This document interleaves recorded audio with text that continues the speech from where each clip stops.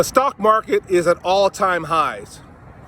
Hi, my name is Carlton Lennon, and I have been a financial advisor for over 30 years. I'm about to give you some amazing advice. The stock markets in the United States are at its all-time highs. The Dow Jones is approaching its all-time high ever. It hit 29,000 probably a week ago. NASDAQ is way above its all-time highs.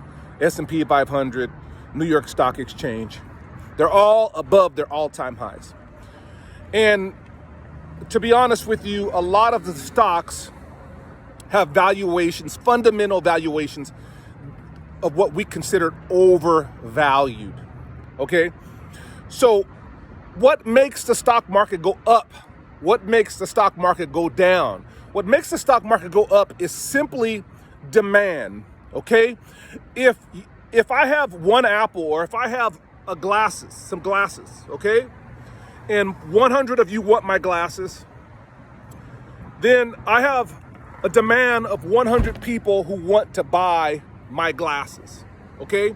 So the more people who want to buy my glasses, the more offers I have on my glasses. One of you guys might say, I'll give you $10. Another person might say, I'll give you 20. Another may say, I'll give you 20, I'll give you 20, I'll give you 20, I'll give you 20. All of a sudden, another one might say, hey, I'll give you 30, okay? So you're all making offers on my glasses. And the offers that you make on my glasses determines how much my glasses are worth, okay? Now, if I have a guy that comes to me today and says, hey, I want to buy your glasses for $10,000, I'm going to give you these glasses today.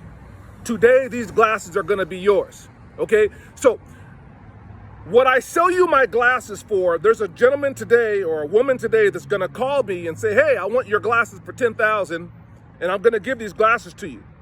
Okay, so the price of the glasses would be $10,000 if there's demand. If somebody offers me $10,000, then there's demand for my glasses for $10,000. You understand? Now, the more people who want my glasses, if there's more people who want my glasses than that don't want my glasses, then there's stronger demand. Okay, so let's say there's somebody else selling the glasses. There might be 2 or 3 other people selling these glasses. If there's 3 of us selling the glasses, but there's 100 of you that want the glasses, then there's only 3 sellers and there's 100 buyers. The more buyers than sellers, that's what gives pressure on stocks to go up, okay? Now, just because the glasses sell for $10,000 today, it doesn't mean that the glasses are worth $10,000. How do we determine what they're worth? Well, we got to look at every single little part of the glass. We got to look at every part. We got to look at the lenses. You know, the lenses, they get dark when we get out in the sun. We're looking at what the glasses are made of. These glasses are Kenneth Cole. We're looking at brand identity. We're looking at a slew of things. Now, when we look at different variables to determine what the fundamental value of the glasses are, that's called fundamentals, okay? But if we're looking at what people are offering me for the glasses, well, that's called technical. So there's fundamental analysis, that's what the glasses are made of, and then there's technical analysis. The technical analysis is what people are willing to pay for my glasses on a daily, on a weekly, on a monthly basis, okay? So what's happening here is the stock market is at all-time highs. It's at all-time highs because there's more buyers than there are sellers. But what I will tell you is that when you look at the fundamentals of the stocks, you will see that stocks really, a lot of stocks, not all stocks, there are some stocks that are worth what they're going for right now. But some of the stocks are selling for more than the individual parts of the company are really worth. So when we look at individual parts of a company, we might look at their quarterly earnings, their annual earnings. We might look at do they have new products? We might look at their management. We might look at, are they a leader in their industry? Are they a laggard in their industry? We may look at institutional holdings in the stock. I mean, how much of the stock is owned by mutual fund managers, by professional money managers, by hedge fund money managers? Okay, so those are fundamentals. And when you look at the fundamentals, you may have a strategy or you may have a process by which you evaluate a company. You may say, okay, this company is worth $100 a share, but it's selling for $300 a share. So what that means is that there's a lot of companies in the market that are overvalued. When a stock is overvalued at 300, it can easily go down to 100. Does it mean it's going to go down to 100? Not necessarily, because if there's a lot more people that still want to own these glasses, the price of the glasses are going to continue to go up. So how do you play the market when it's overvalued? I've been giving advice on stocks, man, ever since I've been on Facebook. I think I want to say 12 years now, okay? And so some of you guys have seen me give, man, I did a recommendation on Tesla when they were back at 200, like 5 years ago. I think 5 or 6 years ago, the stock was at 200. And now it's way in the thousands, like 2 or 3 or 4,000. It's already split, I think 5 for 1 just last week. Okay, so how do you invest in stocks when the markets are sky high? It's very simple, but you got to follow me because I got to talk fast, because if I talk too long, I'm going to lose a lot of you in this video, and I'm going to cut this video off in 1 minute, under 7 minutes, okay?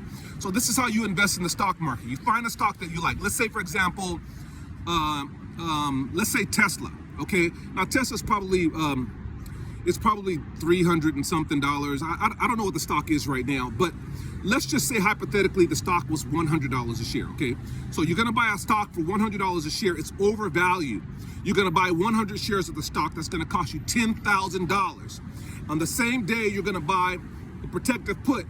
Now, what I would recommend is you can hire somebody like me to determine how long to go out on the protective put, but let's just say for simplicity's sake, you're gonna buy a protective put to January of 2021. So the protective put might cost you $1,000, okay? So you spent $10,000 for the stock, and then you spend $1,000 for the protection. So the total stock costs you $11,000. Now, why would you buy Tesla for $10,000? Because you think it's gonna go to $20,000. So it's okay to spend an extra $1,000. You spend $11,000, you think it's going to $20,000. That extra $1,000 is worth it, okay? So what happens if the stock goes up to $13,000? Now what you can do is start generating income. So the stock goes up to $13,000. It goes, you have 100 shares at $100 a share. So let's say it goes to 113. So now it goes up to 113, and you might say, okay, the stock's up 13%. I'm gonna sell covered calls on this stock at 120. So you can say, I dare the stock to get sold out at 120 in the next week or the next 2 weeks. So you can say, okay, if the stock goes up 20% in the next 2 weeks, up to 120, because it's already at 113, I'm willing to take $500. So now what's gonna happen is somebody in the world will give you $500 to buy your stock in 2 weeks if it goes over 120. That's called covered call writing. The idea is to never lose the stock. The idea is to keep the stock. The idea is to keep Tesla from 100 all the way to 200, because your goal is you think the stock's gonna double. You think the stock's gonna go from 100 to 200. So when it goes to 113, you say, okay, I think it's gonna go, I'm willing to take in some cash and give up the stock if it goes to 120, like in a couple of weeks. A couple of weeks is not realistic that the stock's gonna go to 120. It could go to 120, could go to 125, 130.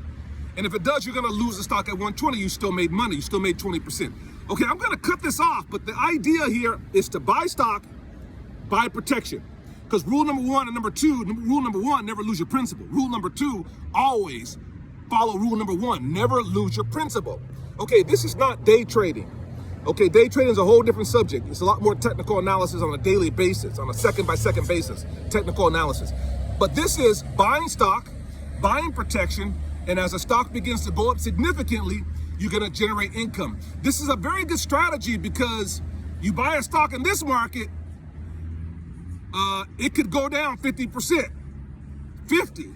That means your 100,000 can go down to 50,000, or your $1 million can go down to 500,000. So I want to encourage all of you, buy stock, buy protection, get a cover call writing strategy, and try to generate, your goal should be to generate 10% income.